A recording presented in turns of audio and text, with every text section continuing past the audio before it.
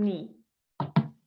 Aga meie veebiseminar siis tõesti on inspireeritud raamatust Julgus luua muutust, kuhu siis mina ja Kristi Jõeorg oleme autoritena kokku kogunud üle 30 Eesti ägeda naise inspireeriva julge loo ja just selle eesmärgiga, et tegelikult inspireerida Eesti naisi julgemalt neid samme astuma ja neid oma sisemuses olevaid unistusi teoks tegema, sest et ma võin öelda, et kõik need raamatusse andnud loo autorid, naised on tegelikult unistanud, nad on kukkunud ja komistanud ja hoolimata sellest komistamisest ikkagi oma suurte ja väikeste eesmärkideni jõudnud. Ja mulle alati meeldib hästi ka öelda, et meil Eestis on nii palju ägedaid naisi, kellelt lihtsalt eeskuju võtta, et ei pea üldse vormama kuskile välismaale, vaid isegi see mõte, et kirjuta LinkedIni, kirjuta Instagrami, kuhu iganes, kutsu äge naine kohvile ja kõik ongi peaaegu võimalik. Aga ma ise ei taha üldse siin pikalt oma ekraani kinni hoida, kuna ma olen viimasel ajal nii palju istunud ja andnud igasuguseid veebiseminare, siis ma tahaks anda hoopis selle virtuaalse teatepulga üle Merle Leemetile, kes on siis andnud oma loo peatükki ettevõtlus ja karjäär ja just tegelikult sellise ettevõtluse teemal me tahame Merlegagi täna praegu rääkida, sest mina ütleks selle kohta, et Merle on ühelt poolt selline nagu tagasihoidlik toimetaja, aga tegelikult väga suure sisuga, väga suure kirega ja mul on hea meel Merlet tunda läbi ühe Eesti naisettevõtluse projekti, kus Merle ka oma lugu natuke jagas. Ja ma tõesti näen, et seal on südikas, äge naisterahvas ja see, et kuidas ta oma ettevõtlust on nii kõrgele ja kaugele arendanud, on lihtsalt imetlusväärne. Ja ma tean ka, et kui mulle on antud tagasisidet erinevate lugude kohta, mis raamatus on, siis iga teine naisterahvas või meesterahvas mainib ära Merle loo. Nii et selles mõttes on seda mul nagu hea tagasisidet mulle praegu anda, et see mis oli 2 eurot või 2 krooni, mis iganes see oli, et see lugu tegelikult on pannud inimesi väga palju mõtlema. Ja ma arvan, et me selles situatsioonis oleme naistena päris palju, kus meil ongi nagu sendid taskus ja midagi vaja looma hakata. Nii et tere Merle ja ole hea, tee pisike tutvustus enda kohta ja siis suundume juba selle fookusega, et kuidas siis tõesti ettevõtlust arendada ja mida siis teha ja kuidas ise püsti jääda naisterahvana ja kuidas seda teha 3 lapse kõrvalt. Palun, Merle. Oi, aitäh, nii tore sissejuhatus. Tere kõikidele naistele ja ma siin märkasin sinu algust, et paar meesterahvast vist oli ka korraks või veel juba on läinud. Ühesõnaga tore on siin näha nii mehi kui naisi. Kõigepealt aitäh selle kutse eest, Signe. See enda loo jagamine on alati siuke kahe otsaga, et ühest küljest on siuke nagu tore pai, et on märgatud, aga see on alati siuke natukene see koht, et see iseenda avamine või selle loo jagamine ja selle nagu läbielamine uuesti ühest küljest nagu kasvatab ja paneb mingeid asju märkama, aga teisest küljest ka teeb selliseks, me siin enne põgusalt ka mainisime, haavatavaks on ju, ehk täpselt rääkida sellest, et kus ma ühel hetkel on olukorras oma elus, kus mul on 2 eurot taskus ja 3 last tahavad süüa, et siis et see on justkui, ei ole tore koht, kus olla. Aga jaa, natuke siis minust, et ettevõte, mille omanik ja juht mul on au olla, on siis Breden Kids, et me toodame ja müüme laste riideid ja see kogu lugu sai tegelikult alguse sellest, et peamiselt fookusega siis mütside sallidel ja siis see lugu saigi alguse puhtalt minu enda vajadusest. Ma nägin, et ei olnud sellist mütsi, nagu ma oleks tahtnud oma lastele, mis toimiks, silmad väljas, kõrvad sees lahendusega ja siis mul oli väike siukene õmblushobi, üldse mitte õppinud ja ma mõtlesin, et hästi, et ma siis õmblen ise oma lapsele. Ja tegelikult kõik sealt nagu alguse saigi see minu lugu. Ja selle aja peale tegelikult, kui ma oma ettevõtet alustasin, oli tegelikult kõik mu 3 last juba ka sündinud, et mul olid omal modellid kohe ka käest võtta. Aga võib-olla taustaks nii palju, et see koht, kus mina tulen, et siis tekib võib-olla ka see võrdlusmoment, et et mis puudutab ettevõtlust ja seda õppimist, siis ma ei ole õppinud sisuliselt ühtegi akadeemilist tundi ettevõtlust. Mu bakalaureusekraad on avalikus halduses, nii et ma olen kraadilt olen riigiametnik.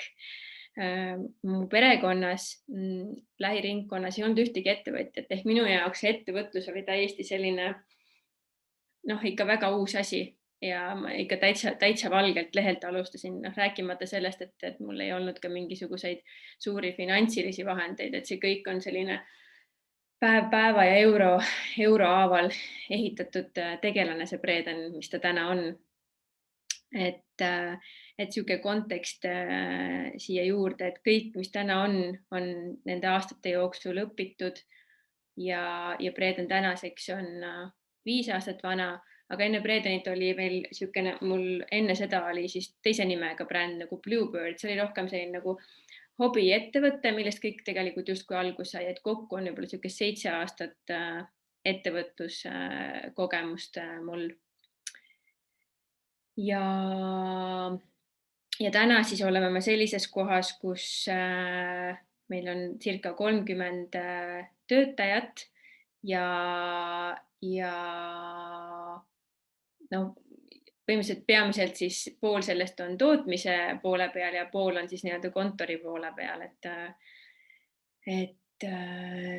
aga algus sai kõigest sellest, kui ma ise lõikasin põrandal kangaid ja ise tegin lõikeid ja ise vuristasin öösel kella 1-2 neid mütse kokku ja panin pakki ja hommikul panin teele ja kirjutasin klientidele kirju ja ühesõnaga nagu ikka, täpselt nii, nagu see kõik alguse sai enamus ettevõtjatel. Ja siis vähehaaval hakkas meeskond mingil hetkel kasvama, kui tuli arusaam, et üksi enam ei jaksa ja nii enam edasi ei saa. Üks esimesi töötajaid oli mu enda abikaasa. Väga turvaline valik, eks ole. Jah, vot, et see on niisugune võib-olla niisugune kiire taustalugu, et kus see Breden alguse sai ja mismoodi, mis see taust minul seal oli, et kuidas see ettevõtlusteekond. Võib-olla ka see, et meil enne seda, kui Breden sai loodud, ma töötasingi avalikus halduses ja riigitööl ja siis ma jäin oma esimese lapsega koju ja ma olin kodus 7 aastat jutti ja ma väga-väga nautisin seda aega, et ma enne seda olin nagu karjääri teinud kõvasti, tublisti läbi põlenud kuni sinnamaani, et mu tervis oli ikka väga-väga untsus ja ma ühel hommikul ärkasin üles ja mul ei olnudki enam häält. Lihtsalt ühel hetkel kehaliselt ütles nii, et kõik stopp, aitab, on ju, et nii ei saa edasi. Ja siis ma jäin koduseks ja tegelikult sel hetkel ma ka iseenda jaoks otsustasin, et kui ma peaksin minema ühel hetkel uuesti tööle tagasi, siis on 2 varianti, et kas ma loon ise keskkonna, kus ma tunnen, et toetatakse, hoitakse, tõstetakse või siis ma otsin selle keskkonna, kus seda tehakse, et sul ei oleks seda tunnet, et sa lähed iga päev tööle ja et kas täna süüakse ilusalt ära või mitte. Et minu jaoks oli see õhkkond ja olustik ja meeskonna toetus on siiani väga-väga oluline nüanss ja see on väärtus, millele ka Breden on üles ehitatud. Okei. Et kes meile lugu tahab täpsemalt lugeda, siis saab seda raamatust teha. Aga see hetk, kui sa olid palganud oma abikaasa teiseks töötajaks ja tegid nagu esimese otsuse põhimõtteliselt, et nüüd on vaja nagu kasvada, nüüd on vaja võtta inimesi tööle. Kas sa siit oskad näiteks, täna ma arvan, meil on siin 30 naist kuulamas meid ja ma arvan, nii mõnigi tegelikult on oma ettevõtet kasvatamas või arendamas või vastupidi startimas. Et mis on need 2-3 soovitust, kui sa mõtled selle peale, et mis aitavad seda nagu sellest, kuidas ma ütlen, selle ühe naise ettevõttest nii-öelda liikuda siis selles nagu kasvu suunas, et mida peaks tegema, mille sa võiksid nagu tähelepanu suunata, et mis on sul tagantjärgi nii-öelda nagu aitanud ettevõttena kasvada?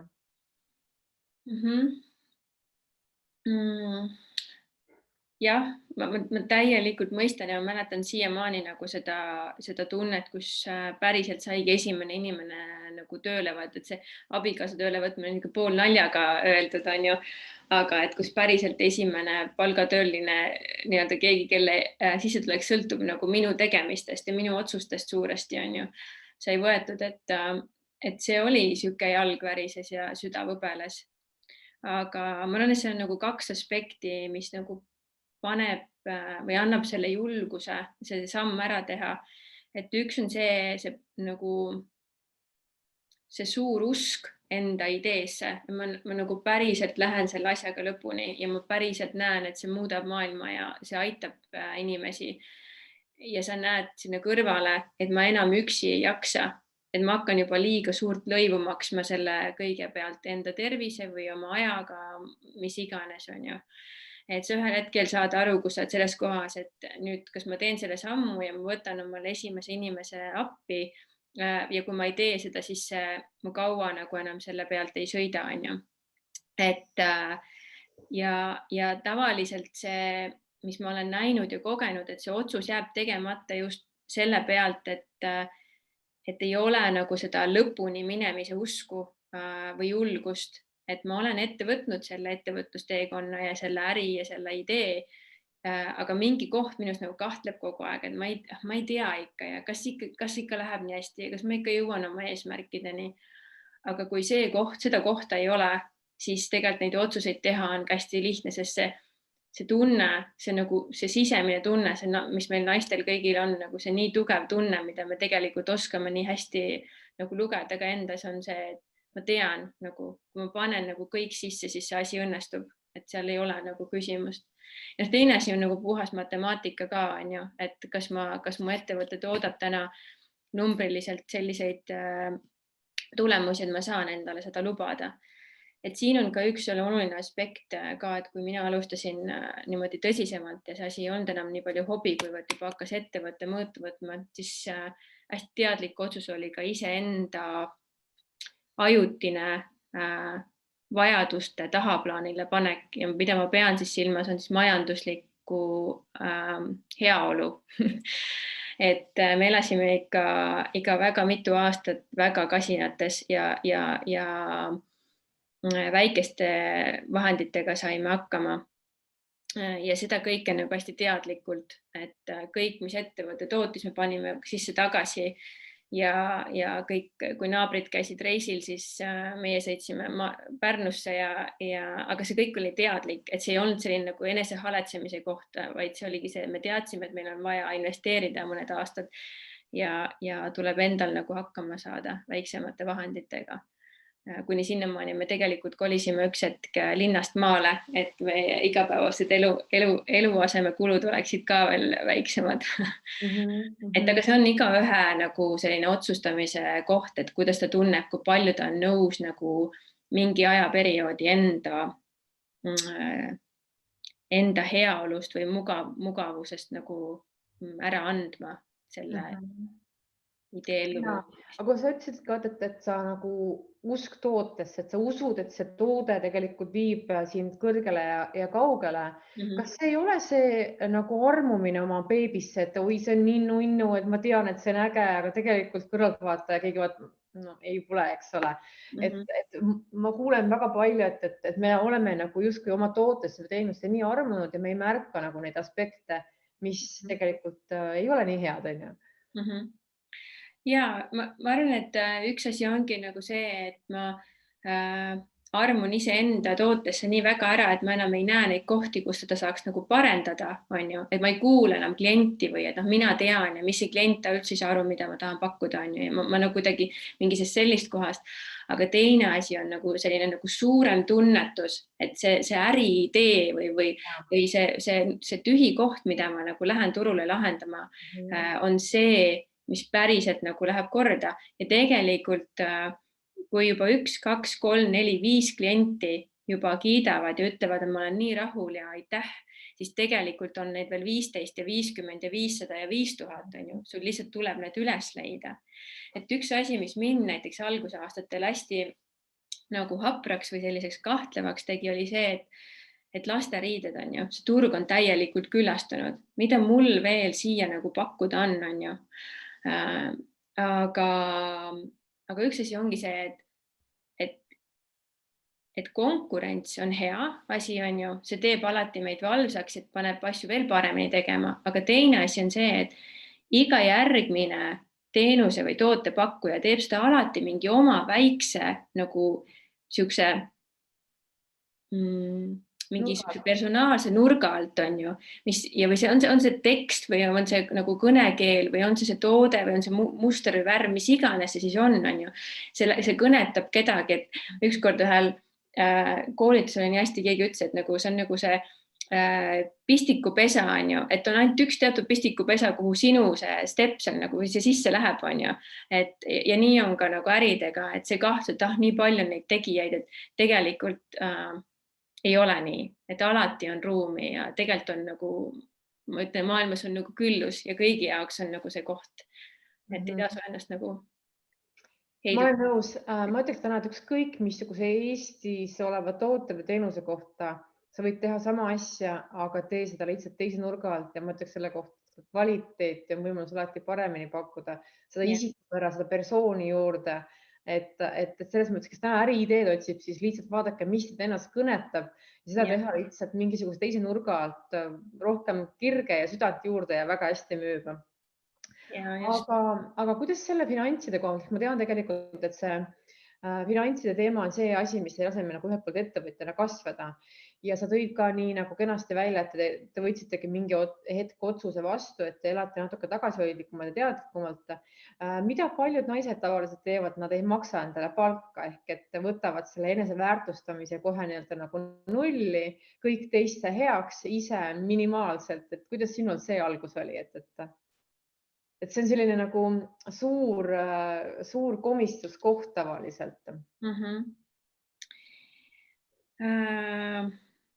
Esimene asi, mis mul praegu nagu kohe niimoodi üles tuleb, on, et üks on nagu maksmine, et kui me räägime ka, aga teine see on nagu oma teenuse või toote eest õiglase hinna küsimine. Ma arvan, et see on isegi nagu see esimene koht, mida me ei julge nagu teha,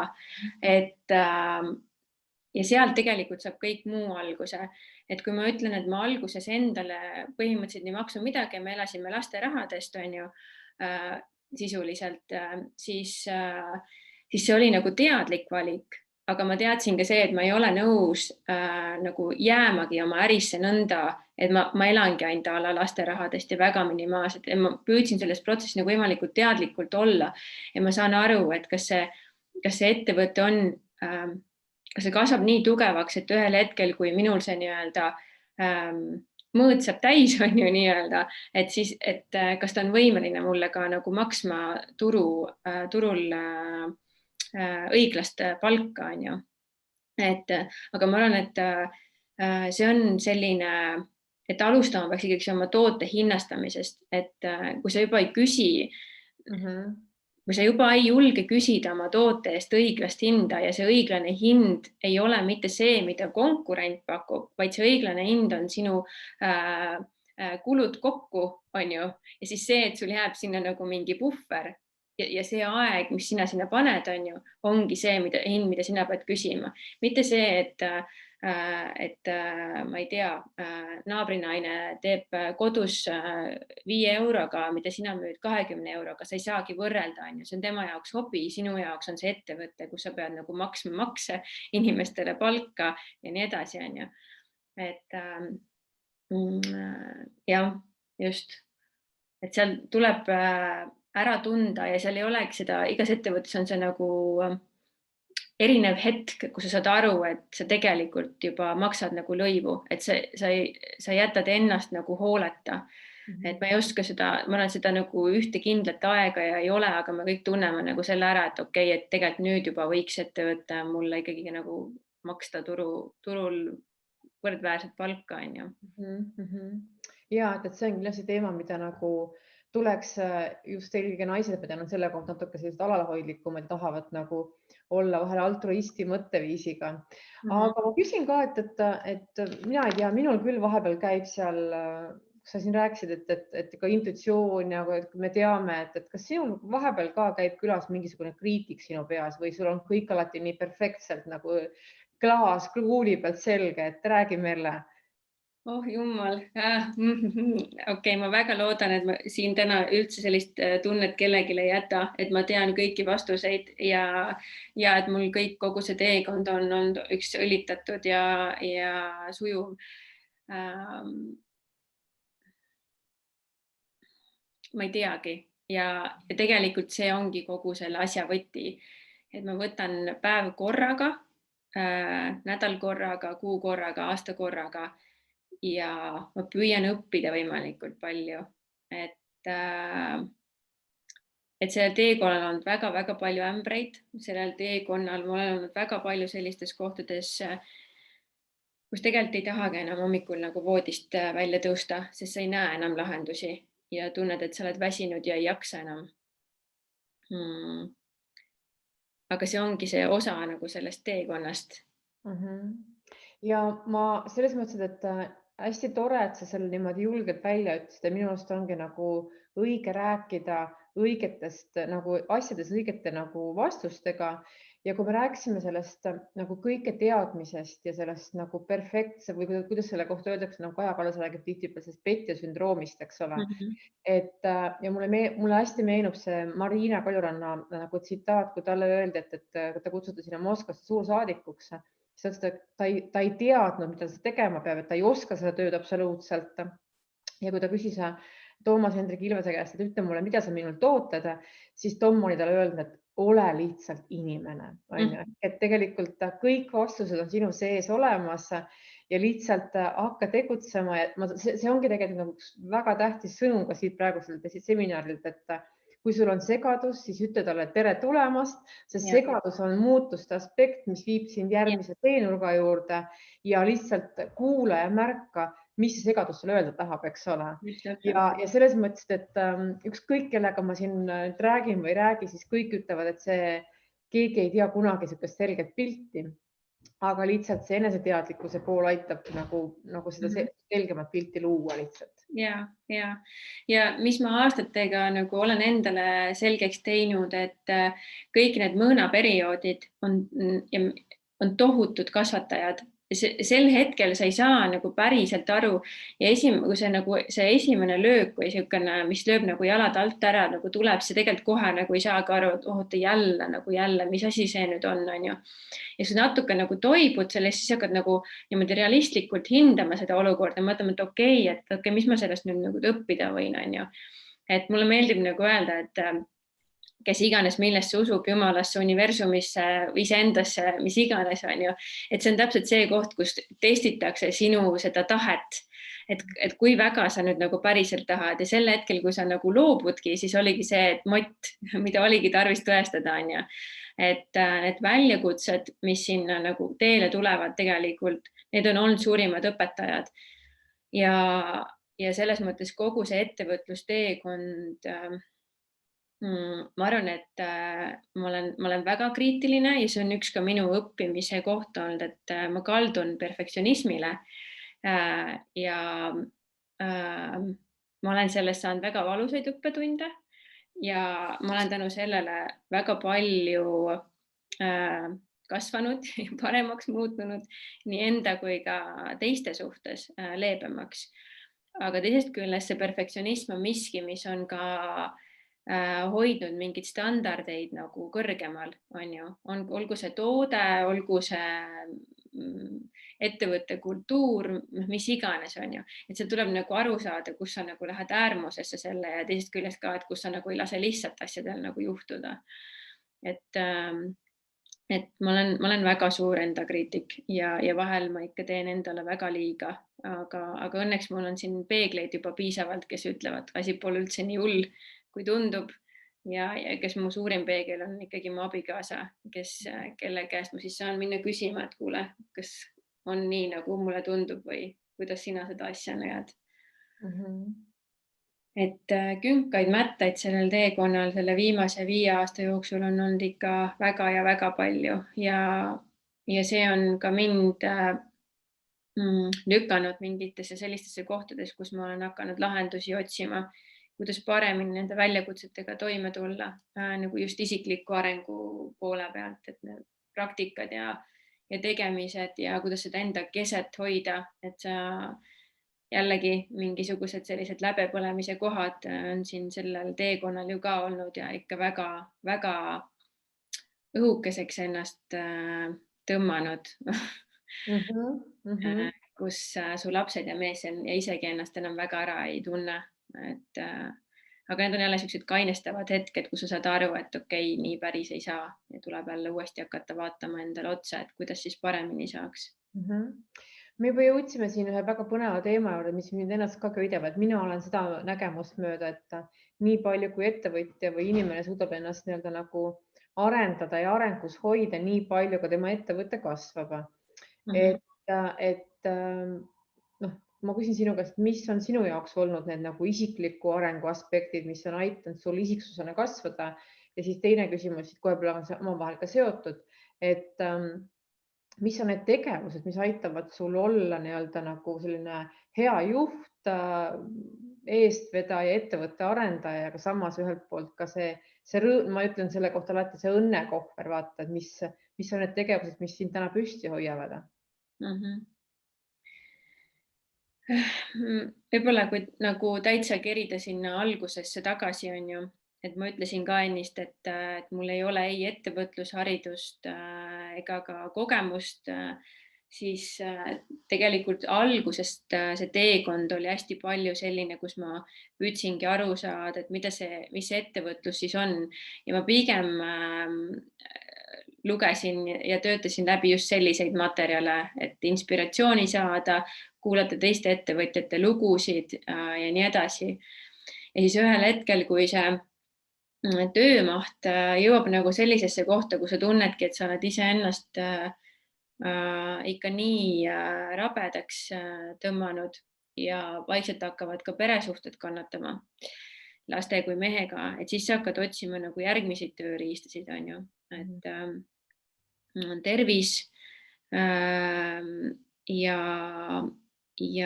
ka iseenda aja leidmine.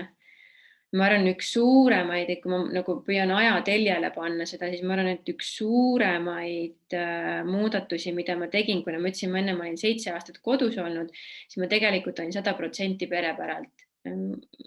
Hommikust õhtuni kõik minu tegevused tegelikult olid seotud perega, et ega ma väga palju enda jaoks aega ei võtnud. Ja see oli minu nagu suurim õppetund, et leida iseenda jaoks aeg ja ma tean, et sellest räägitakse hästi palju, aga ometigi on seda nagu kuidagi väga raske realiseerida meil naistel just selle koha pealt, et me tunneme, et vähemalt mina saan enda koha pealt rääkida, et justkui kui mind kohal ei ole, siis äkki kõik kukub nagu, laguneb koost, on ju. Et kuidas need lapsed hakkama saavad ja kuidas see pesu pestud saab ja kuidas see söögi ikkagi valmis saab ja kuidas see ettevõte ikkagi toimib, kui mind ei ole siin, on ju. Et see iseendale aja leidmine alates sellest, et ma hakkasin üks kord nädalas käima trennis, mis oli väga suur asi nagu päriselt. Et kuni sinnamaani, et igal hommikul ma leian endale selle aja ja kui lapsed olid juba suuremad, et ma ärkan varem ja ma leian endale selle aja, ma teen oma trenni ja ma sean iseenda kõige esimeseks.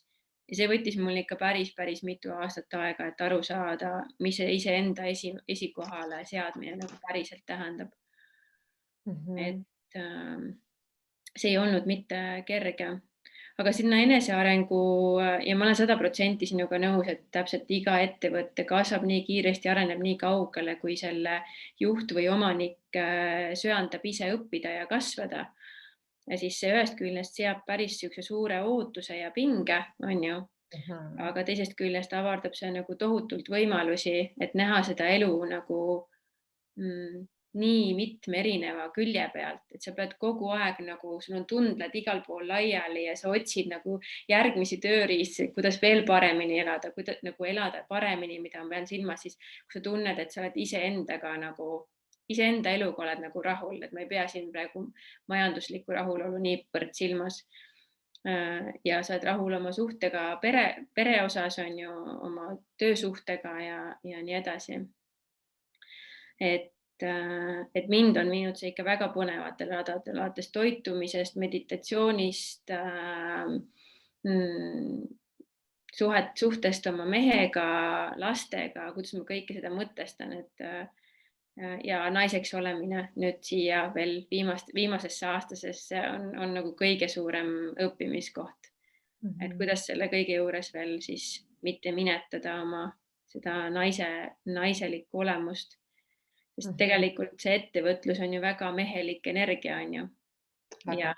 Ja tegelikult see on see, mis meid naisi kõige rohkem kurnab ja see on minu suurim nagu taipamine, et mitte, et ma olen kangesti väsinud sellepärast, et ma teen liiga palju tööd, vaid see töö iseloom, ettevõtte juhtimine, meeskonna juhtimine, ükskõik milline juhtimine on väga tugev mehelik energia ja kui me seda ei tasakaalusta naiselike tegevustega, nagu näiteks puhkamine või trenniminek või joogasse või loodusesse, kus iganes, kunst, mida iganes, siis me ühel hetkel tunnemegi, et me oleme lihtsalt totaalselt väsinud ja me ei saa tegelikult aru, miks.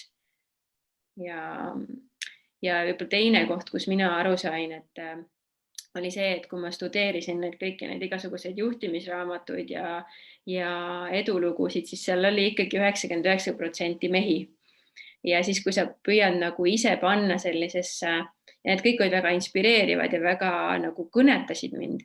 Nüüd, kui sa võtad selle mehe loodud mudeli ja üritad naisena hakata selle järgi juhtima, siis üsna pea sa tunned, et see kuidagi on, seda kõik on nagu liiga palju, on ju. Et leida see enda valem, kuidas saavutada oma eesmärki ja unistusi on omaette nagu väljakutse. Ja ma arvan, et ei olegi ühte universaalset, vaid igaüks peab selle tee nagu ise läbi käima ja leidma. Ja ma arvan, et praegune aeg on üsna küps loomaks just neid asju, et me juhimegi ettevõtteid naiselikult ja naiselikus energias. Ja kui ma hiljuti lugesin ka vist pealkirja, et Kaja Kallasele soovitati lõigata poisipea ja ma ei tea, olla maskuliinsem, eks ole. Et see on nagu taaskord, et ühiskond survestab meid olema nagu vanades rollides ja raamides. Ja mina ütleks selle kohta, et nagu ma alati inimestele ütlen, et looge oma või defineerige oma edu ise. Et siin on ka, et kõik see, mis sa teed iseenda südame ja intuitsiooni järgi, siis see tegelikult on õige. Ja ma arvan, et sellesse maskuliinsesse ettevõtlusmaailma on rohkem empaatiat just vaja.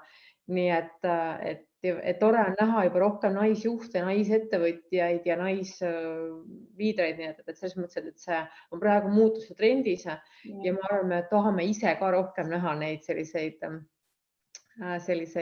ägedaid naiselikke jooni.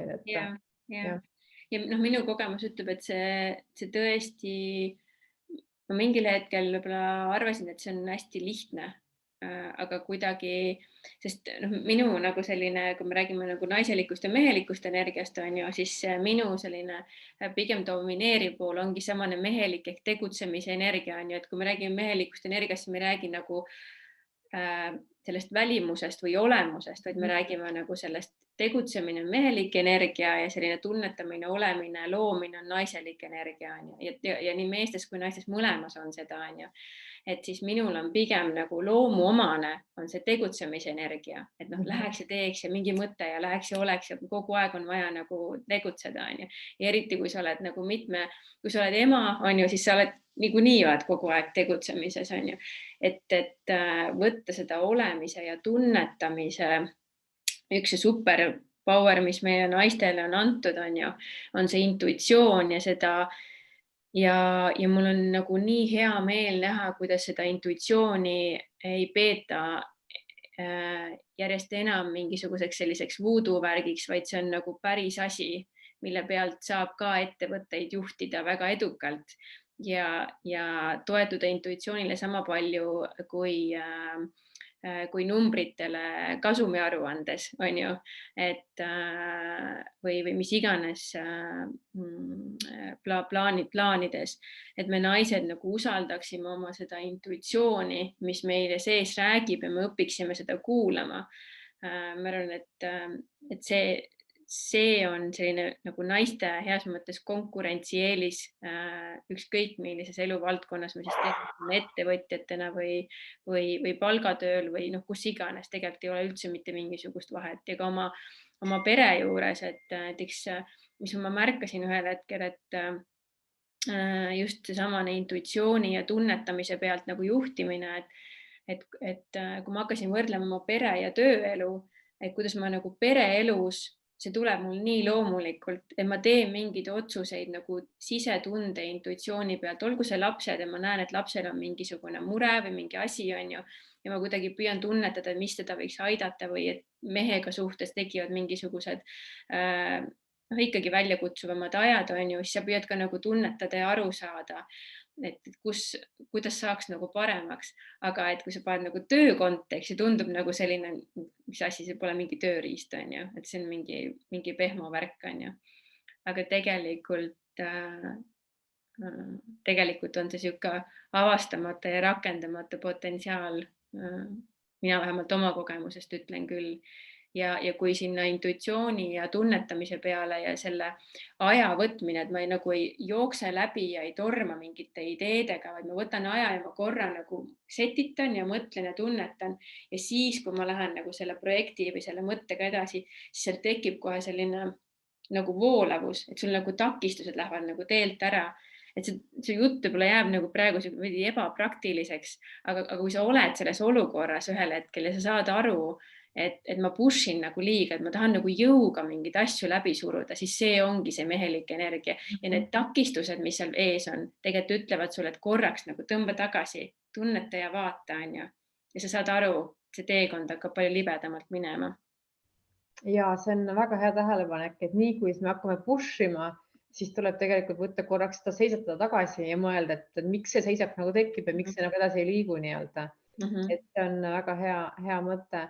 Aga ja kõik, kes meid täna kuulavad, siis täiesti okei on olla sellises naiselikus energias ja teha seda teistmoodi, kui on tehtud seda, ma ei tea, 20-30 aastat tagasi.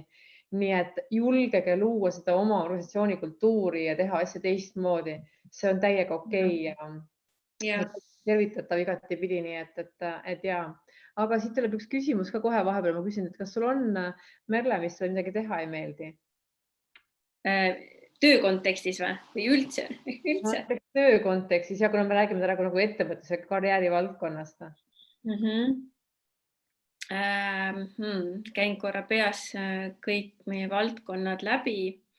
Siis ma ütlen täitsa ausalt, et numbrid ei ole minu teema.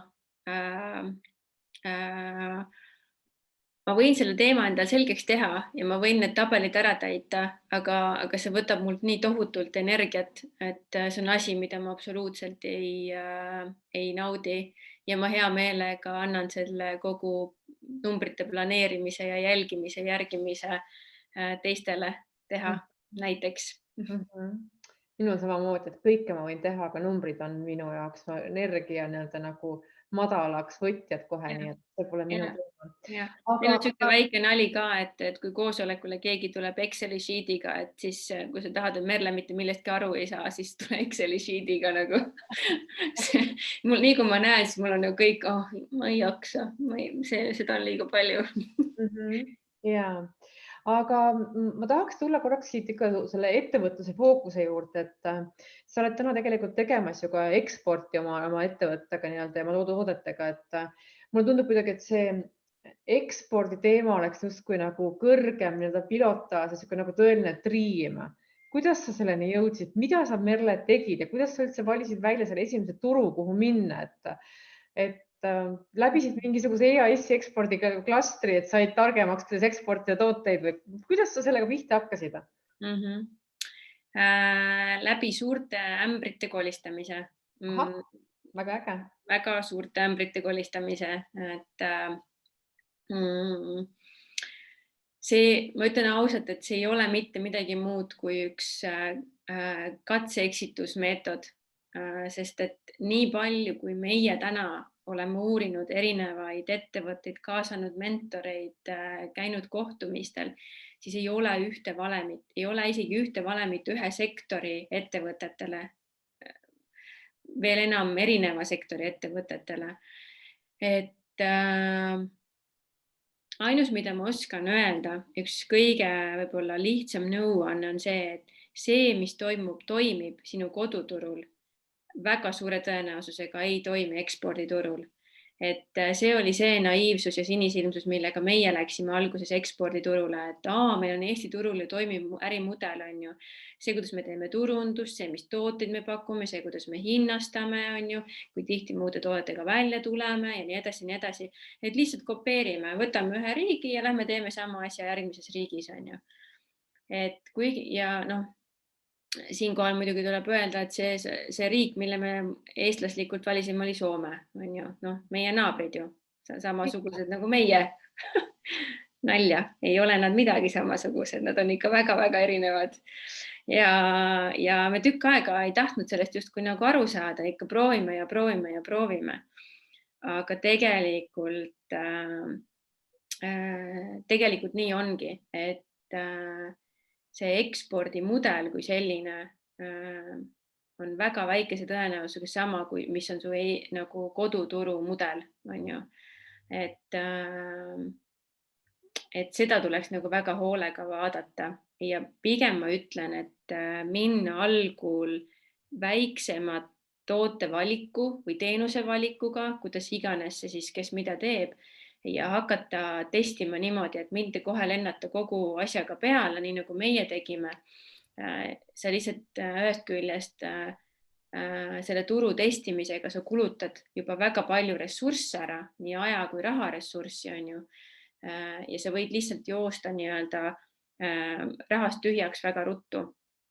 Et see oli nagu esimene õppetund ja seda oli meil väga-väga vaja. See läks meil napilt elu maksma, nagu päris siiralt, aga nagu siis ettevõtte mõttes, on ju. Aga me õnneks märkasime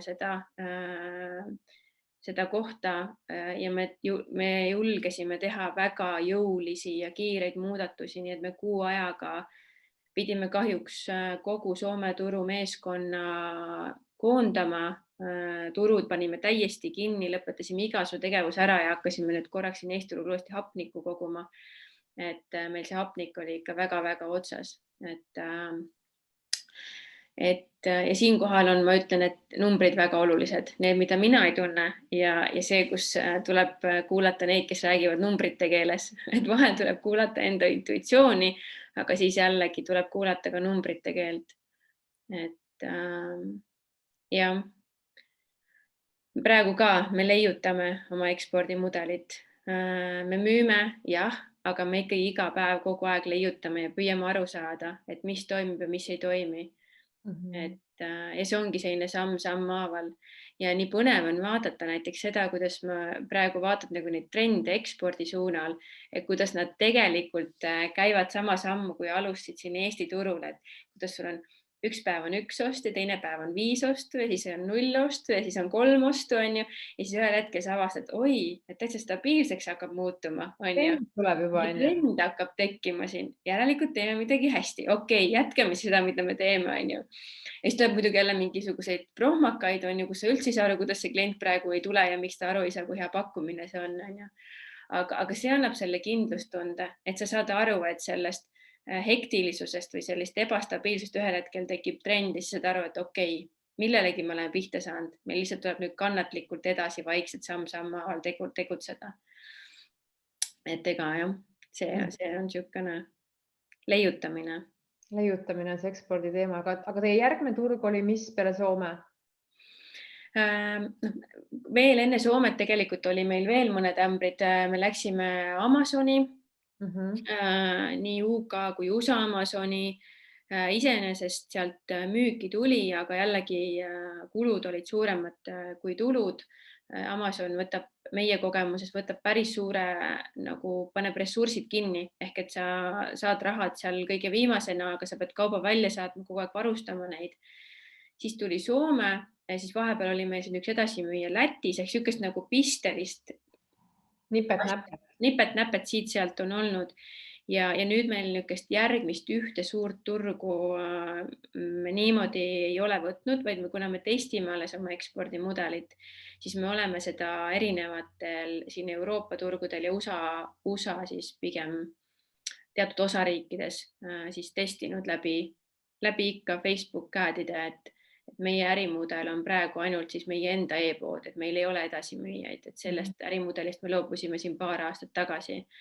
Et meil olid Kaubamajas ja Rademaris ja suuremates siin poodides olid edasimüüjad läbi nagu tooted olemas, aga see ei toetanud meie kiire kasvu strateegiat ja ärimudelit. Et meil on ainult online. Te müüte põhimõtteliselt ainult oma e-poes? Just, meil on ainult oma e-pood eestis.ee ja ekspordisuunad on .com. Ehk et aga kuskilt kaubamajast tooted osta üldse ei saagi? Enam ei saa, jah. Ma arvan, et tegelikult on see väga mõistlik otsust, et e-kaubandus on juba nii tavaline, et kes varem sellele väga vastu oli, siis nüüd koroona õpetas kõiki vastu tahtmist. Ja seal on veel oluline nüanss, miks üks oli nagu matemaatiline pool on ju, et edasimüüjad on ühest küljest ka aeglased on ju, et nad tahavad pikalt ette tellida ja siis see raha on seal all justkui kinni, nad maksavad ju mingi viitega on ju. Ja siis kuidas sa planeerid neid kogusid, kas ta ikkagi ostab need lõpuks kõik välja ja võib-olla saadab tagasi ja nii edasi. Aga teine pool on, mis on hästi oluline meil Breedenis alati on see kliendi tunnetamise aspekt. Et kui sul ikkagi läbi edasimüüja käib see kauba edastamine, siis see tegelikult lõpuni ei saa nagu selle kliendiga kontakti, on ju. Aga kui ta tuleb sinu enda e-poodi, sa näed, kus ta käib, mida ta vaatab, on ju. Tänapäeval on võimalik kõik on jälgitav, on ju. Ja selle hüvanguks, et kliendile veel paremaks teha. Ta kirjutab sulle otse, ta küsib su käest otse küsimus, sa saad aru nagu nende küsimuste taga, mida klient vajab ja millal ta vajab. Ehk see vahetu kliendi kontakt on ikkagi minu arvates nagu tohutu väärtusega tänapäeval, et päriselt mõista, mida see klient nagu vajab ja millal ja mida on ju. Et see oli ka üks väga tugev argument, et me tegelikult ei saanud sealt piisavalt nagu sisendit kliendi käest läbi edasimüüjate. Klient on see, kes tegelikult õpetab ja annab päris palju informatsiooni, et küsi, oska tegutseda ja oska see rakendada oma ettevõtte või toote või teenuse arendamiseks on lihtsalt kulla väärtusega. Ja üks, mis minu nagu kogemus on, aga kogu see kliendi kuulamise teema on ju, et väga tihti klient küsib ühte asja, aga ta tegelikult tahab hoopis midagi muud. Et see oskus jällegi, kus tuleb nagu see naiste intuitsioon ja see tundleb püsti nagu tugevusmängu on see, et sa päriselt kuula nagu, mida see klient küsib ja mida ta tegelikult nagu lahendada tahab, on ju. Mis see tegelikult tema nagu valu on ja eriti kui sul tulevad nagu sellised emotsionaalsed pöördumised, et me satume ka siin vahel kliendil on halb päev olnud ja siis ta helistab ja kirjutab, on ju, ja sa saad selle raha endale kaela, on ju. Esimene asi tekib kohe kaitsereaktsioon, et siis sa nagu kuidagi tõrjud, aga kui sa nagu korra mõtled, okei, võta miinusemotsioon, et mis ta mure tegelikult on, mis toodet ta tegelikult vajab, on ju. Me oleme saanud läbi selle väga palju vihjeid uuteks toodeteks, et see oskus kuulata nagu päriselt klienti ja mitte kohe selle esimese küsimise pead, sa tahad seda, vaid mõelda, mis see taga tegelikult on, annab päris suure konkurentsieelise taaskord. Nii et vaata, kui palju tarku häid mõtteid siit. Aga Merle, kas sa oleksid mõne ämbri nõus ka meiega jagama, mille üle sa ühelt poolt tagantjärgi võid öelda, et see oli üks selline väärtuslik ämber, mis sel hetkel tundus selline nagu ongi, et miks minuga, miks see juhtus, on ju. Aga tagantjärgi on selline nagu üks kõige väärtuslikumaid õppetunde olnud sulle. Kui sa nagu korraks oma peas sõbrad, mida oleks hea meiega võib-olla nagu jagada lihtsalt. Kas see ühelt poolt julguse mõttes, teiselt poolt võib-olla siukse nagu ettevõtte arendamise koha pealt? Võib-olla esimene asi, mis mul tuleb praegult niimoodi üles, on meeskonna loomine. Et kuna mul ka eelnevalt tegelikult ju sellise suure meeskonna juhtimise kogemust ei olnud, on ju, et mul ei olnud pikki aastaid juhtimiskogemust, siis kogu see meeskonna loomine ja nende väärtuste ja kultuuri ja kõige selle loomine käis ju niisugune päev korraga õppimine.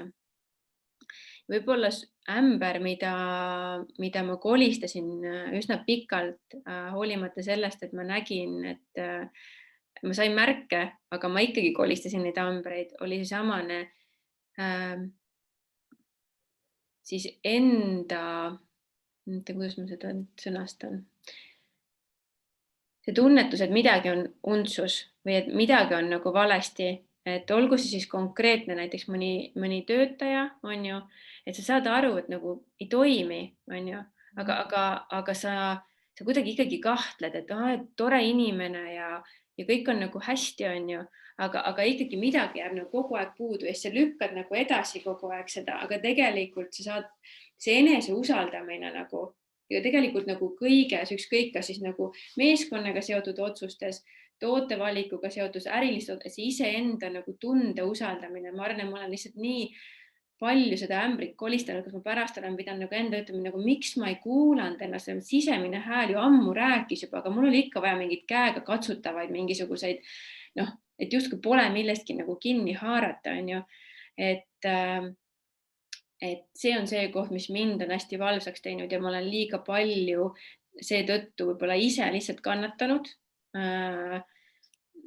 ja kannatanud just seetõttu, et olnud mingisugustes ebamugavates olukordades, näiteks just läbi meeskonna, on ju, et sa oled talunud mingisuguseid asju kauem, kui sa võib-olla oleks pidanud, on ju, ja see enesekindlus nagu, et ma tean ju tegelikult, mis on õige ja parim, on ju, selles mõttes suures pildis mu ettevõtte ja mu meeskonna jaoks, et usaldada nagu ennast, hoolimata sellest, et sul ei ole nagu võtta juhtimisõpikut kõrvalt, mis kinnitab su teooriat, on ju. Et võib-olla see on kõige sihuke suurem õppetund, on ju, eks neid igapäevaseid asju on nagu veel ja veel, kus tuleb nagu endale otsa vaadata ja öelda, et okei, et see nüüd päris hästi ei läinud. Ja võib-olla üks asi, mis päris nagu ämbrina ma seda nagu välja ei tooks, aga mis viimase aasta, pooleteise, 2 jooksul on hästi palju abiks olnud ja mida ma ei kuulanud ja mida hästi paljud igasugused ettevõtjad ja inspiratsioonitegelased räägivad, on mentorite kaasamine. Ja me oleme viimasel aastal pooleteisel seda päris palju teinud ja see on tõeline katalüsaator. Ja see mentor ei peagi olema kallis mentor, kelle tund maksab mitusada eurot, vaid see mentor võib olla täpselt nagu Signe alguses rääkisid, et kutsu lihtsalt teine ettevõtja lõunale, räägi talle mõnest oma murest või küsimusest või kahtlusest. Ja sa saad juba nii palju nõu, et kõik ei pea ise leiutama. Et ma olen ka sihuke hästi ise on ju tugev Eesti naine, mis lähen siin abi küsima, ei lähe midagi, ma saan ise hakkama, on ju. Aga tegelikult, kui sellest kohast nagu läbi lähed, on ju, et tegelikult nõu ja abi küsida on väga okei, siis see on tõesti katalüsaator ja mitte ainult ettevõtte üldjuhtimises, vaid ka turunduses, müügis, tootmises, kus iganes. Et ma väga-väga soovitan, et kui sa kuskil oled nagu upakil või sa ei saa aru, kuidas edasi minna, siis lihtsalt mine ja küsi kellegi käest. Ma olen isegi niimoodi teinud, et ma lugesin ükskord ajalehest, ma ei mäletagi, kus see oli, lugesin artiklit ühel ettevõtte juhtimise teemal ja see ajalehe artikli autor oli siis ise ettevõtja, ma ei teadnud mitte midagi tast, aga mind nii kõnetas see teema ja ma tahtsin selle kohta rohkem küsida ja ma otsisin ta Facebookist üles ja ütlesin talle, et kuuled, et ma tean küll, et sa mind ei tea, aga ma lugesin su artiklit ja ma tegelikult oleks sulle paar küsimust, kas ma võiksin sulle lõuna välja teha ja me läksime lõunale ja ma sain väga palju abi sealt, et see ise hakkama saamine ei pea nagu päriselt, ei pea üldse leidma jalgratast. Ma olen väga nõus, et me tahame nagu teha kõiki asju nagu ise, mis on ühelt poolt ka väga tore, aga kuna olen ise suur spordifänn ja sporditaustaga inimene, siis mina ütleks selle kohta, et mitte ühtegi olümpiamedalit pole võidetud üksinda ja see on nagu täpselt see asi, mida võtta nii-öelda spordimaailmast üle nii-öelda meeskonna aspekti ja sealt tegelikult nagu tekib väga palju nagu väärtust ja me inimestena lihtsalt ei näe kõiki asju ja minu arust ongi see coach või mentor või kes iganes, ta on lihtsalt küsija, on ju. Ja vahel ta paneb sulle võib-olla nagu ebameeldiva küsimuse, siis see on ka peegel sulle, on ju. Nii et aga siin keegi küsib ka, et kriitika kohta, et mul on ka hästi palju öelda, et ma olen nagu väga otsekohene ja võta nagu oma hoogu või otsekohesuse pealt maha ja loomulikult on see tagasiside, ma olen seda ka teinud, et tõesti kõiki asju ei pea alati niimoodi kohe prauhti välja ütlema, et see on see õppimiseks koht, et kuidas sina seda nagu tagasisidet, et nii isiksusena kui ka juhina, et on see sinu jaoks selline igapäevane tööriist, armastad seda tagasisidet või oled sa sellega nagu õppinud töötama?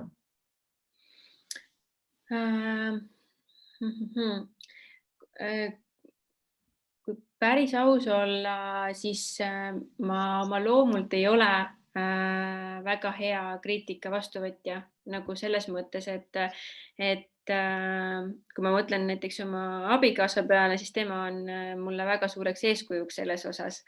Aga mis puudutab nüüd ettevõtet ja juhi tagasisidet ja juhile sellist konstruktiivse tagasiside andmist, ma seda väga ootan ja ma seda lausa küsin. Et see ei ole lihtne selles mõttes ja mitte, et ma nüüd kuidagi hullult naudin, aga ma julgustan ikka ja jälle endale ja tagasiside andmas nii minule kui juhile, kui isegi nagu koosolekutele, et kui meil on koosolekud, siis ka koosoleku lõpus on meil see komme, et meil on see nii-öelda last phrase on ju, igal ühel on siis öelda paar lauset koosoleku kohta. Ja ma alati nagu väga ootan just seda kohta, et mis oleks võinud paremini olla. Sest mul on nagu peamine see, et ma ei taha inimeste aega raisata koosolekutega ja ma tahaksin, et need koosolekud oleksid võimalikult väärtust loovad kõigile nendele, kes seal osalevad. Ja see on üks koht, kuhu ma enda hästi kriitiliselt alati otse vaatan ja kuidas veel paremaks koosolekute ja kohtumiste juhiks saada, on ju. Aga üldsegi see, Predeni üks väärtustest on ka constructive conversations, mis ongi tegelikult see, et me julgeme anda teineteisele konstruktiivset tagasisidet, me lausa ootame ja eeldame seda. See võtab aega, see ei tule meil loomuomaselt, sellepärast, et meil ei õpetata seda, ei koolis ega kuskil mujal, vaid me peame täiskasvanuna hakkama seda alles õppima.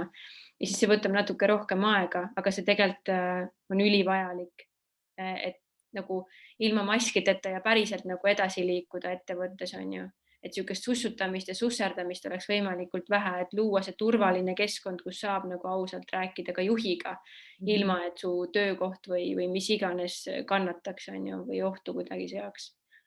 Ja, eks see kriitika ongi, et sa tuleb alati nagu võtta sealt oma parim nii-öelda, kui keegi sulle ütleb, et tõmba tagasi ja otsekohesega, siis see on nagu märk või vastupidi, kui sa oled liiga filosoofiline, siis on samamoodi, eks ole, et see on nagu peegelpilt, mida sulle keegi annab, sinu oskus on teha sellest oma nii-öelda nagu järeldus, on ju. Aga selle ettevõtluse koha pealt ka, et ma arvan, et sul on ka olnud võib-olla selliseid nagu kriitikuid ja nõuandeid palju, et kuidas sa sellega hakkama oled saanud, sest alati tundub nagu kõrvaltvaatajale, et Merle teeb ikkagi nagu täitsa valet asja, võiks hoopis sinna suunduda või mis iganes nii-öelda, et või kas, kui sa mõtled tagantjärgi oma nagu algusaastatel, eks ole, et kas pere nagu toetas sind nagu üdini lõpuni? Ma jäin praegu nagu mõtlema, et ma arvan, et mul ei ole olnud nagu sellist kogemust, et keegi oleks tohutult kritiseerinud kas seda ideed või seda, kuidas ma asju teen. Pigem ma olen kogenud toetust ja ma püüan nüüd aru saada praegu ise ka siin rääkides, et kas ma ei ole osanud seda kriitikat näha, ma kuidagi olen nagu selle kuskil ära peitnud mingisuguse faili enda peas või siis päriselt mul ongi nagu olnud õnne, et ma olen lihtsalt võib-olla iseenda nii suur kriitik, et mulle pole nagu tahetud sinna otsa veel kedagi teist kritiseerima panna, on ju. Et et aga jaa, noh, selles mõttes see küsimus, et kui ma mõtlen, et me alustasime ju tavalistest piinimütsidest, on ju, ja ühel hetkel me jõudsime olukorrani, kus Eesti käive oli 1 000 000 eurot ja kui keegi oleks mulle öelnud, et sa suudad mütse müüa 1 000 000 euro eest Eestis, siis noh, ma ei oleks iialgi uskunud, noh, mitte iialgi nagu. Ja ma oleks ka öelnud, ma ei oska, on ju, ja ma ei osanudki sel hetkel, kui ma alustasin, aga samm-sammult sa õpid, on ju. Ehk et noh, see on see kriitik, et noh, pole võimalik ja ei saa ja mis mütsid ja mis asi, mis äri see üldse on ju, mingi müts, laste müts, see pole üldse mingi tõsiseltvõetav ärigi, on ju. Et aga näe on, et igas kohas on, iga idee jaoks on klient, kes on väga tänulik selle eest ja keda see kõnetab nagu. Ja väga äge, aga nagu sa näed, sul on siin päris palju selliseid kiidusõnu, et ilusad kangad ja stiilne koduleht ja kus kõik pärit on. Et kas sul on mõni soovitus, kuidas e-pood kiiresti tuntuks teha? Kui sa ütlesid, et praegu tõesti müüd ainult läbi oma e-poe, siis sa oled teinud seda nagu väga hästi ja minust, mida mina nagu olen märganud või kuulnud, et sul on väga palju selliseid nagu klientide nagu saadikuid, kes tegelikult on sinu justkui nagu käepikendused turunduse koha pealt.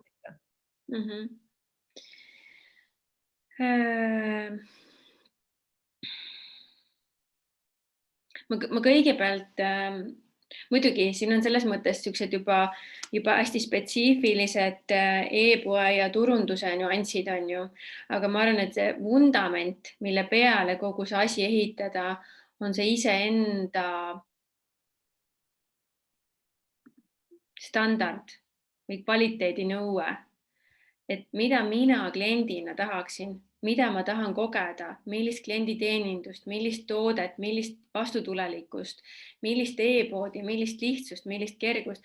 Ma panen kogu aeg ennast nagu sellisse kohta, mida mina kliendina tahaksin kogeda ja ma ei lähe grammigi, ma ei ole nõus sealt nagu alla minema. Et ma arvan, et see on see, mida täna nagu Bredeni puhul ka hinnatakse. Ma ise kliendina olen tohutult nõudlik, nagu ma võin kirjutada päris pikkasid kirju. Mul alles hiljuti oli ühe barefoot firmaga väga pikk kirjavahetus sellest, kuidas ma olin ikka väga pettunud nende klienditeeninduses ja nende vastutulelikkuses. Aga see on see, kus sa jääd iseendale truuks, on ju, oma väärtustele nagu truuks. Ja see, et sina ei ole seal teisel pool lauda, minu arust on nagu hästi lihtne mingil hetkel ära unustada seda, et kui me võtame, et ma olen siinpool see müüja, on ju, ja järgmine hetk ma olen teisel pool see klient, et siis mida ma nagu tahan, kuidas ma tahan, et mulle neid asju pakutakse, on ju. Et kui me sellest kliendi või müüja positsioonist kliendi positsiooni läheme ja päriselt nagu tunnetame läbi selle, siis tegelikult on siis jõuadki sellisesse kohta, kus kliendid räägivad, et teil on Eesti üks parimaid klienditeenindusi ja teie tooted ja teie e-pood ja kõik muu. Aga see ei ole võlts, vaata, ja see võlts on see, mida kliendid näevad kohe ära, vaid see on päriselt see väärtus, mida me elame ja hingame, nagu Bredenis ka.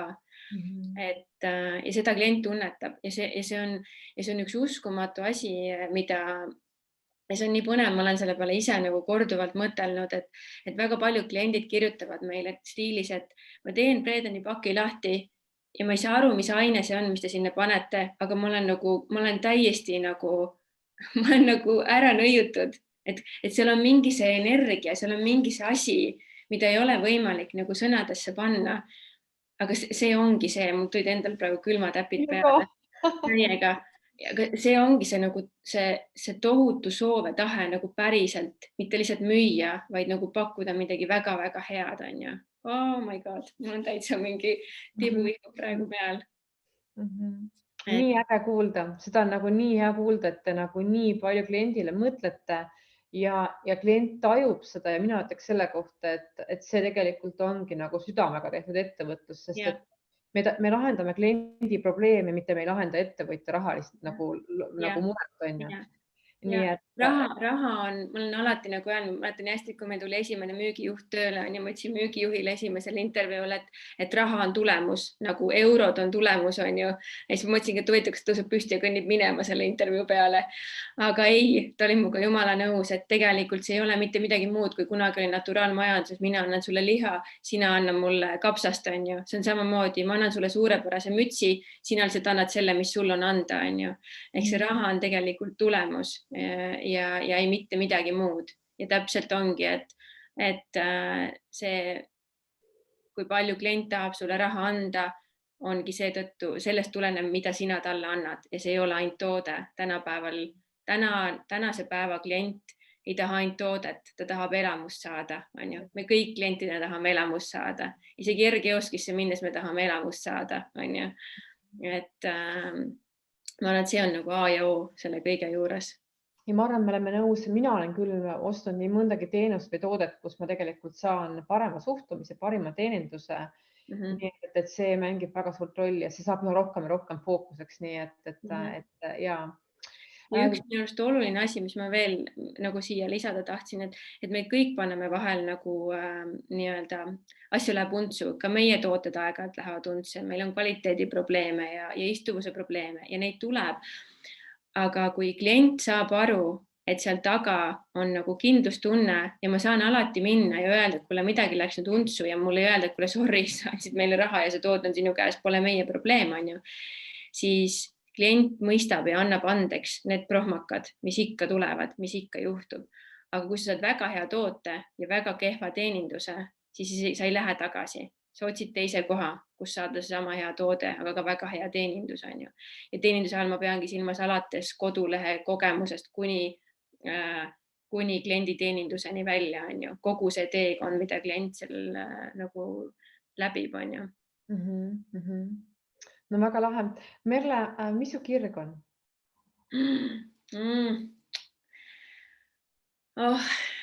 Tead, mu kirg on elu nagu päriselt ja ma tunnetan seda viimastel ajal nagu kuidagi eriti, et elada nii, et sul ei jää neid what if'e seal, et sul ei jää, et mis siis, kui ma oleks teinud nii või mis siis, kui ma oleks selle otsuse teinud. Et ma saan nagu öelda, et ma olen nagu enda teadmiste kohaselt elanud nagu parimat elu ja ma kogu aeg otsin. See ei tähenda jälle seda, et mu elu on mingi lill ja lust, on ju, vaid ma mõistan neid väljakutseid, ma mõistan, miks need vajalikud on, aga ma otsin kogu aeg seda parimat viisi minu jaoks, minu standardite jaoks, kuidas elada. Et mul jäi hästi kõrvu kumama, eelmise aasta lõpus kuulasin ühte etteastet ja siis seal oli niisugune lause, et to live a life that I would recommend. Et kui sa ühel hetkel oled mingites teistes dimensioonides ja sa ei ole enam siin selles elus ja sa pead kellegile minema kuskile aru andma, et kuidas seal maa peal elada oli, kuidas elu seal maa peal oli, siis saad öelda, et nagu hullult äge oli. Kohati oli raske ja väljakutsuv, aga tegelikult oli hullult äge ja ma soovitaksin seda elu. Mingi selline koht on. Ma arvan, et see on nagu, see hästi ühtib minu enda põhimõtte ka, et küsitakse ka minu käest ka väga palju, miks sa Signe nagu eesmärgid ja push'id ja mingisugune teema, aga selleks, et oma potentsiaali rakendada ja avada ja elada oma elu ägedaks. Ma võiks vabalt teha nii-öelda nagu tuimalt mingisugust kassapidaja tööd, aga see ei paku mulle kirge. See ei ole mina, on ju. Sellepärast on mul omad eesmärgid ja ma arvan, et sul omad eesmärgid, et seda oma potentsiaali avada. Ja see on minu suur missioon, et kuidas iga inimene võiks võtta selle enda potentsiaali avamise enda kätte, vähem vinguda, vähem viriseda ja teha endast kõik sõltuva ja mitte öelda, et ma pole seesugune inimene, vaid mõelda, kuidas sa võiks seesugune inimene olla. Ja minu arust on ka nagu hästi oluline nagu mõista, et ettevõtlus ei ole ainukene viis, kuidas elada oma kirge või unistuste elu. Et lihtsalt olla enda vastu aus, et mida ma päriselt elult tahan. Mulle võibki sobida palgatöö, see on mingi kindlustunde asi, mida mina vajan, mida minu standardid vajavad, aga mida ma elult päriselt tahan, et me ei jää nagu sellisesse konventsionaalsusesse sisse või tavapärasesse nagu kinni, on ju, et naaber elab nii ja siis teine naaber, kuidas ma nüüd tahan rohkem või et kuidagi, et me ei lepiks ja julgeksime nagu küsida ja tahta ja minna nagu läbi nendest ebamugavustest, sest paratamatult nendest teekondadel, ükskõik mis meie nagu unistused või eesmärgid on, seal on väljakutseid ja see teekond ei olegi lineaarne, on ju, ta ei saagi kunagi olema, aga kui me lähme nagu selle ootusega, et see teekond on lineaarne, siis me juba pettumegi, on ju. Aga kui ma mõistan, et see ongi niimoodi, on ju, siis see ongi elu, on ju. Nii ta on, jah. Ja. Sa tahaksid, Merle, ise lõpetuseks midagi veel öelda, kui sa mõtled oma sellele ettevõtlus- ja karjääriteekonnale, et meid on täna siin kuskil 36 inimest kuulamas ja ma arvan pärast järelkuulamiseks ka kindlasti, et naistele, või meestele, kes täna on siis need ettevõtted arendamas ja mingisugune oma kogemus või mõte või selline hea soovitus südamest, et kuigi neid on väga palju häid mõtteid täna läbi käinud siit, et mis on see üks või kaks asja, mis sa ise tahaksid välja öelda?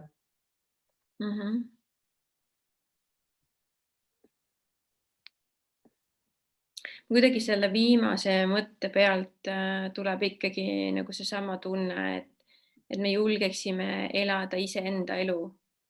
Nagu, et ühest küljest me oskaksime tulla sellest oravarattast välja ja vaadelda ennast korra kõrvalt, et mida ma päriselt tahan, kas minus on täna mingi rahulolematus ja siis seda rahulolematust kuulata ja küsida, et miks see on ja kust see tuleb, on ju. Ja siis mitte see rahulolematus riputada kas presidendi, valitsuse, naabrinaise või ilmakaela, vaid otsida see koht, kus mina saan nagu, mida mina oma elus saan nagu ära teha, nagu, et ma oleksin rohkem keskmes ja rahul ja õnnelik, sest mitte keegi teine ei saa seda teha. Ja see on see, mis mind nagu tohutult inspireerib, kui ma näen inimesi, kes ise otsivad oma elule nagu vastuseid ja lahendusi. Ja kõik ja ongi see, et sul ei pea olema mingisugune maailma parandamise idee, vaid see võib olla ka see, et ma tahan oma perele mingisuguse elu luua, on ju, mingi kogemus oma lastele. Kas või see, et ma ei ole oma lapse tänase kooliga rahul ja ma lähen vahetan selle kooli ära, ma ei lepi selle piirkonna kooliga, on ju. See on niisugused nagu igapäevased lihtsad otsused on ka need, kus me tegelikult seame endale justkui nagu piire, et mis nüüd mina ja niimoodi ei tehta, ei ole sükst asja olemas, et niimoodi ei tehta. Kõik, mis toob sulle rahu ja õnne ja ei tee kellelegi teisele liiga, siis see on ainuke õige viis, kuidas elada. Et ma nii tahaksin, et kõik julgeksid elada iseenda elu, nagu iseenda tõde ja leida see koht üles, mis neid täna nagu natuke ärevaks või kuidagi rahutuks teeb ja siis see ära lahendada. Sest nii ilus oleks elada, kui kõik inimesed oleksid oma asja südamega suurelt. Ja elaksid oma tõde ja oma õnne. Ja, see on väga kihvt. Aga kas kellelgi kuulajatest on küsimus? Nüüd saab võtta korraks mikrofoni ja kaamera maha. Aitäh, kes kaameraga sees olid, nii tore oli teid vaadata. Ja, nii tore. Ja mustade ruutudega on ka tore, aga mitte väga pikalt, et küsige, tehke korraks häält ja mõte, laske lendu ja siis me kohe lõpetame ka ja loosime välja ühe raamatu siis lõpuks. Et Krista küsib, et kui palju sul ettevõttes praegu töötajaid on? Meil on 30 töötajat koos siis meie tootmispoolega, on ju, et meil on siis nagu kontori pool ja tootmise pool, et kokku on meid 30. Ja siis oli üks küsimus veel siit, et kas abikaasa on sul liikunud mujale tööle või olen pereettevõtte ikkagi jätkuvalt? Ja Erko on ikka meil ettevõttes ja Erko on siis vastutabki numbrite eest, et tema on see numbrite aju, et tal on numbritega mingi eriline suhe. Ma arvan, et see on nagu minu kõrval teine armastus tal. Ma ei saa aru sellest, üldse ei saa aru, aga see nii ongi hästi. Ja mul on kodus samasugune seis, et mulle ka väga see lahendus tegelikult lõppkokkuvõttes meeldib. Ja väga hea küsimus, mida ma tegelikult tahtsin küsida ka, et kuidas te hoiate pere ja tööelu lahus? Ma kohe ütlen ära, et on aegu, kus meil õnnestub see väga hästi ja on aegu, kus meil ei õnnestu see üldse. Ja enamasti see aeg, kus ei õnnestu meil üldse, on mingisugused ärevamad ajad ettevõttes, kus on vaja rohkem panustada ja kus me veel enne magama jäämist voodis arutleme või hommikul esimese asjana või kus iganes nädalavahetusel kuskile sõites. Aga me püüame ära tunnetada nagu selle koha, kus see enam tervislik ei ole. Et mingitel perioodil on see okei, et me ei pane endale nagu iga kord puid alla, kui me natukenegi kuskil mingi pere kontekstis tööasju ajame. Sest et tegelikult see piir juba seal nagu töö ja eraelu vahel on niisugune väga fine line. Ja ma arvan, et see on nagu okei. Ja ma isegi tunnetan, et mingis kohas me nagu ühiskonna oleme ka liikuma selles kohas, kus meie nagu isiklik ja tööelu ei ole enam nii kardinaalselt erinevad, vaid nad tegelikult toetavad meie mingisuguseid eesmärke. Aga sellegipoolest me püüame olla nagu mõlemad teineteise sellised kontrollijad, et me ei lase, et pidevalt ei oleks ainult üks tööjutt on ju kodus ja meil lapsed on ka nagu, meil on 13 on ju, 11 ja 8 on piisavalt vanad, et ütelda, et emme issi, te jälle räägite nii palju tööst. No siis me saame aru, et okei, siis vist on jälle läinud liiale veits. Et see ei ole alati lihtne ja aastatega me oleme õppinud seda ka, et me järjest tublimad oleme selles küll. Jaa. Anette küsib, et hommikustest tegemistest, et palun kirjelda, et mis on sinu hommikurutiinid, et kuidas sa oma hommikut alustad? Need on erinevatel aegadel olnud väga erinevad ja erinevad just seetõttu, et nagu ma enne ütlesingi, et mulle meeldib otsida kogu aeg nagu paremaid viise, kuidas elada. Aga kui ma tänast oma praktikat kirjeldaksin, siis ongi see niimoodi, et märkan hommikul ülesse, siis esimene asi, mis ma teen on, ja seda juba ma arvan 3-4 aastat on soe sidrunivesi. Siis peale seda, kui ma selle olen ära joonud, siis ma lähen teen trenni, siuke 15-20 minutit. Mõnikord ma võtan kuskilt äpist, teen, mõnikord ma lihtsalt teen mingid jooga asju. Ja praegult ma teen ühte meditatsiooni challenge'it, mis on 120 päeva sinna otsa. Muidu varasemalt enne seda ma ikkagi võtsin mingisuguse aja, et korra nagu enda sisse vaadata, et see on üks minu suurimaid ja parimaid tööriistu, on meditatsioon. Ja kui keegi tahab siin alustada, siis ma soovitaksin sellist äppi nagu Headspace, just täpselt, et maailma parim asi, et mina alustasin ka sealt 5 minuti kaupa. Ja märkmik.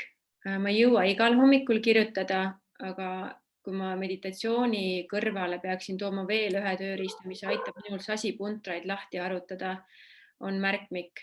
Ma lihtsalt vahel hakkangi niimoodi kirjutama, et ma ei saa aru, mis toimub, aga mu peas on segadus ja siis ma kirjutan sealt edasi, siis sa oled nagu iseenda mentor selles kohas ja sa kirjutad oma peast asjad välja, nii pere kui tööasjad, iseenda isiklikud mingisugused väljakutsed. Et see journaling, kui keegi tahab jälle nagu selle metoodika kohta rohkem lugeda, et siis guugeldage.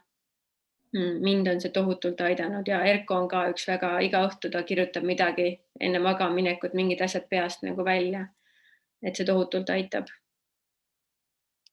Ja. Aga oli ka aeg, kus ma ärkasin hommikul üles ja ainus, mis ma jõudsin teha, kui mu lapsed olid nii väikesed, oli see, kus ma lihtsalt tegin kähku mingisuguse hiidtrenni ära ja oligi kõik. Rohkem ma ei jõudnudki teha, siis tuli hakata juba putru keetma ja lastega tegelema. Nüüd mul on juba lihtsalt nii palju suuremad lapsed ja ma saan rohkem endal aega võtta hommikuti. Aga ei tasu endale ka jälle nagu nii-öelda liiga teha, kui lapsed on väga-väga väikesed ja ei jõua, vaid tee täpselt nii palju, kui sa jõuad praegu teha. Aga kas või 5 minutit, kas või kui see hommikune soe sidrunivesi on sinu jaoks see hetk, kui sa vaatad aknast välja ja korraks kuulatad vaikust iseennast, on juba väga suur asi.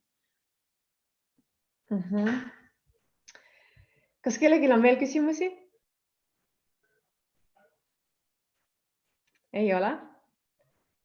Nii, aga mina teeksin siis hoopis ära äkki selle loosimise. Mul on muidugi see, et mul vahepeal katkes siin internet ära, aga ma saan, seal oli kuskil 15, kas sa näed, Merle, palju seal, ole pail, minul on praegu nagu nullvaade põhimõtteliselt. Ma loen ära. Ja loe ära. Ja siis, kui sa paned korraks silmad kinni, siis ütle üks number sealt lihtsalt. 15, 16 kommentaari. Nii, 7. Ja kui sa võtad sealt nüüd 7. kommentaari. 7. Mariko on küsinud, et on sul soovitusi, kuidas e-pood kiiresti tuntuks teha? Selge. Mariko, ole pai, kirjuta signe@signeventser.ee ja ma panen sulle posti raamatu Julgus luua muutus. Ma loodan, et seda raamatut veel ei ole. Nii et saad siis mõnusalt studeerida ja Merle lugu veel täpsemalt lugeda. Aitäh, suur aitäh. Ja Mariko, kas ma võin vastata ka su küsimusele? Ma ei tea, kas ma vastasin. Ja, sa vastasid, ja. Aitäh. Okay. Hästi palju tervitusi Hamburgist. Oi, kui tore. Aitäh. Aga mina ütleks selle kohta, et nagu näed, nii palju häid kommentaare ja mõtteid, et ma, Merle, tundsin mitu korda sinuga rääkides, et mul kuidagi südamel oli hästi hea. Kananahk käis mul vähemalt 3-4 korda üle keha, eks ole. Et mul on siiralt hea selle meelet, et on ettevõtjad, kes teevad oma asju päriselt südamega ja see paistab kommunikatsioonis, tegemistes ja sinu enda silmadest välja. Nii et ja selles mõttes ma ikkagi ütlen sulle ka veel, et tahaksin rohkem hea eeskujuna näha, et sinult on väga palju Eesti nais- kui ka meesettevõtetelt õppida, nii et ära ole siis tagasihoidlik, eks ole, vaid näita seda südikust ja seda ägedat asja, mida te teete. See on jagamist väärt, sest et kuidas me muidu õppida saame, kui keegi ei näita seda. Nii et aitäh, Merle, et sa oma pere kõrvalt võtsid aja, jagasid seda lugu ja nii tore, et meie teed on kokku viinud ja ma juba ootan, millal me saaksime mõnusalt kokku koos kohvikusse minna ja rääkida ettevõtlusjutte. Ja, aitäh sulle. Ja aitäh kõikidele kuulajatele ja tõesti nii toredat, et te olete mõnusal platsis ja järgmine veebiseminar toimub 19. aprill. Seekord räägime Kristel Kruustükiga ja räägime sellest haavatavusest, sellest vabast ajast, kuidas me siis saaksime ettevõtjatena ühelt poolt vaba aega teadlikult kasutada, miks see tähtis on ja miks on hea olla ilma maskita ja julgeda ilma maskita elada. Nii et tulge, vaadake, jälge meie Julgus luua muutust Instagrami kontot ja Facebooki kontot ja juba kohtumiseni ja Mariko kirjutab mulle meili peale ja siis kõigile mõnusat kevade jätku ja lubage olla enda vastu heasoovlikud, siis saab väga palju asju alguseks. Aitäh ja head aega. Tšau.